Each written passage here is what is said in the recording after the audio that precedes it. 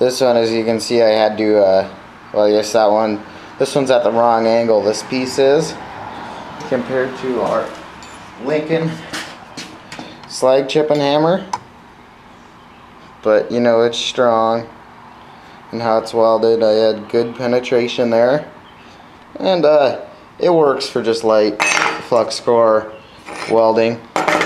Then this one, I got the angle better. I had to bend that piece. I'm going to grind this so that it's correct. But I'd say they both turned out good for if you use a flux core welder. And so I'm just going to do some final grinding on these, run my wire wheel over them, and I'll prime them and paint them black. I might paint one white just for the heck of it. And so I'm going to get to wire wheeling them and sanding down some of these welds a little bit and these triangular pieces.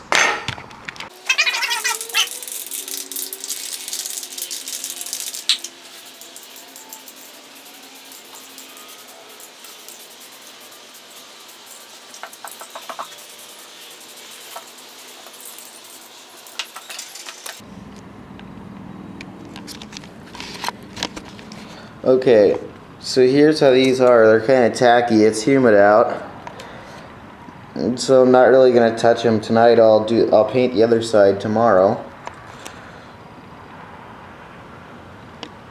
Sorry, my hand's kind of shaky, but I think they turned out pretty good. So tomorrow I'll finish painting them, then we'll test them out. Okay, so to test out this hammer, I made a nice weld a couple days ago. I haven't chipped it yet, just so that we can see how it is.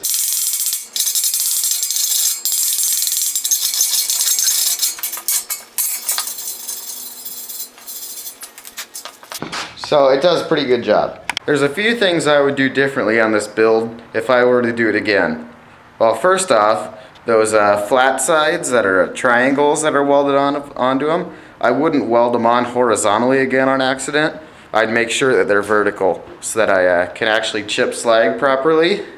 And I'm going to try and get like some golf club grips for the grip of the hammer. And so otherwise, I think just welding those things on, you know, vertically next time instead of horizontally is all I do differently on this build. So I think they turned out pretty good.